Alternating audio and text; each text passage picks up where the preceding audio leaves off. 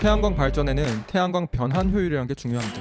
변환 효율은 태양 에너지를 전기 에너지로 바꿔주는 비율을 말하는 건데요. 같은 양의 태양 에너지를 받더라도 높은 변환 비율을 가진 태양광 발전이 더 많은 전기 에너지를 생산하는 거죠. 그래서 태양광 발전의 핵심은 에너지 변환 효율이라고 봐도 과언이 아닙니다. 현재 전 세계에서 쓰고 있는 대부분의 태양광 발전은 실리콘 태양 전지입니다. 이 실리콘 태양 전지는 1954년부터 본격적으로 개발돼 거의 70년이라는 시간을 거쳐 현재 기준으로 최고 효율인 26.7% 효율을 달성했죠. 그런데 이 수십 년을 개발해 만들어낸 실리콘 태양 전지 효율을 이제 소개할 이 태양 전지가 불과 10년 만에 달성해버립니다. 더 놀라운 건 이 분야에서 우리나라가 전 세계 1등 주자라는 거죠. 이 차세대 태양 전지의 이름은 페로브스카이트 태양 전지입니다.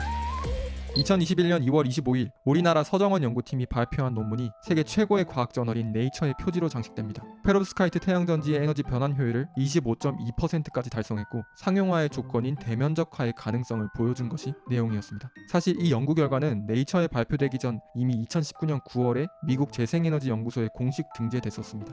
실리콘 태양전지가 수십 년을 개발해서 달성한 효율에 근접한 효율을 2009년 페로브스카이트가 태양전지로의 활용이 가능하다고 발견한 지 불과 10년 만에 만들어낸 결과였죠. 그것도 우리나라 연구진이요. 물론 아직 실리콘 태양전지만큼의 안정성, 대면적화 단계까지 가진 못했지만 그 가능성을 보여주며 굉장히 빠른 속도로 결과를 보여주고 있습니다. 이 말은 상용화의 가능성을 보여주고 있다는 의미죠. 그런데 차세대 태양전지가 단순히 실리콘 태양전지 효율을 따라잡았다 가 내용의 전부라면 이렇게 영상으로 만들진 않았을 겁니다.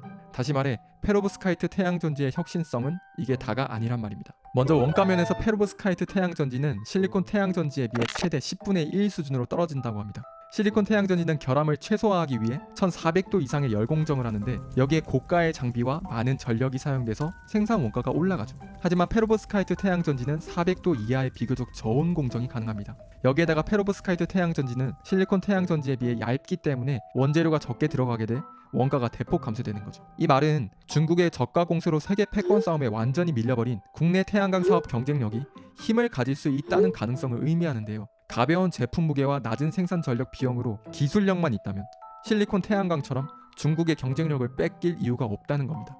까먹었을까봐 다시 한번 말하지만 현재로서 페로브스카이트 태양전지 기술력은 대한민국이 1등입니다.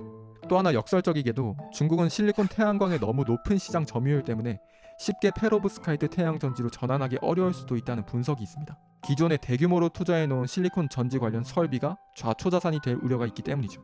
페로브스카이트의 혁신성은 여기서 끝나지 않습니다. 사실 이 특징이 가장 혁신적이라 할 만한 부분이라 생각하는데요. 실리콘 태양전지는 한정된 장소에만 사용되었습니다. 우리가 흔히 아는 그 모습, 그 장소 말이죠. 실리콘 태양전지는 유리와 같습니다. 형태가 제한적이죠. 하지만 페로브스카이트 태양전지는 반투명하고 얇고 가볍고 유연합니다.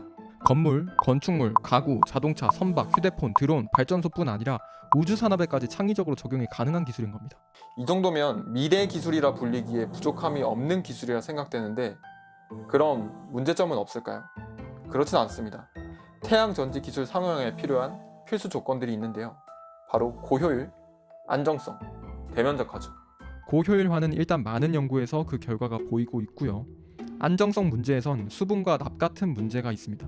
수분은 페로브스카이트가 수분에 취약하다는 문제인데 최근 우리나라 연구진들이 전지의 효율을 떨어뜨리지 않으면서도 수분으로부터 안전할 수 있는 유기전공 수송층이라는 물질을 개발해서 꽤 괜찮은 성과를 보였고 납 문제는 페로브스카이트가 ABX3라는 결정 구조를 지니고 있습니다. 저도 뭐 이런 거 잘 모르는데 어쨌든 설명하기로는 근데 이 페로브스카이트 태양전지를 만들 때 여기 ABX3 중 B에 납을 사용한다고 합니다. 납을 사용해야 효율이 가장 잘 나오기 때문이라고 하죠. 네이처에 실렸던 기록도 납을 사용한 페로브스카이트 태양전지였습니다. 그런데 납은 환경 문제와 인체에 해롭기 때문에 기피되는 물질이죠. 해서 납을 대체할 물질을 찾아 납을 사용한 만큼의 효율로 끌어올리거나 아님 태양전지로 사용을 다한 후에 납을 제거하거나 회수해 재활용하는 공정 개발을 해야 하는데 납을 대체할 물질을 찾는 방법에선 제가 찾아본 바로는 별 진전이 없어 보이고요. 납을 제거하거나 회수하는 공정 개발 방법은 꽤 괜찮은 성과를 내보이고 있는 것 같습니다. 대면적화는 2019년 11월 국내 기업 유니테스트가 서브 모듈 분야에서 14.8% 변환 효율을 기록해 미국 재생에너지연구소의 인증을 받았고요. 2020년 1월엔 일본의 파나소닉이 802제곱센티미터 소자에서 16.1% 변환 효율을 기록했습니다.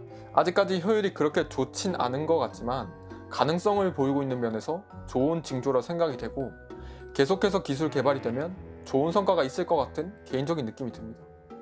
이 외에도 이런 기술의 한계를 우회해서 다른 방법을 모색한 기술도 있는데 페로브스카이트를 이용한 텐덤 태양 전지입니다. 간단하게 말해서 기존의 실리콘과 페로브스카이트를 함께 사용한 태양 전지라 생각하면 되는데 이 분야의 효율 동향은 2020년 1월 베를린 공대 산하연구소에서 1제곱센티미터로 29.15% 변환 효율을 기록했고 국내에선 2020년 3월 카이스트 신병화 교수팀 주도의 공동 연구팀이 26.7% 변환 효율을 기록하고 세계적인 저널 사이언스지에 연구 결과를 발표했었습니다. 작년 9월에 산통부에서 나온 자료를 보면 기존의 실리콘 태양전지의 투자를 줄이고 텐덤 태양전지 개발에 집중 투자할 계획이라고 하는데 정부에선 페로브스카이트 태양전지보단 실리콘과 함께 사용하는 텐덤 전지에 좀 더 기대를 걸고 있는 것 같습니다. 파리 기후 협약으로 본격적으로 시작된 국제사회의 탈탄소 흐름과 국경 탄소성, 기후변화, ESG, RE100은 거스를 수 없는 거대한 대세를 만들었고 재생에너지와 관련된 그린 산업은 말 그대로 고공행진을 달리고 있습니다.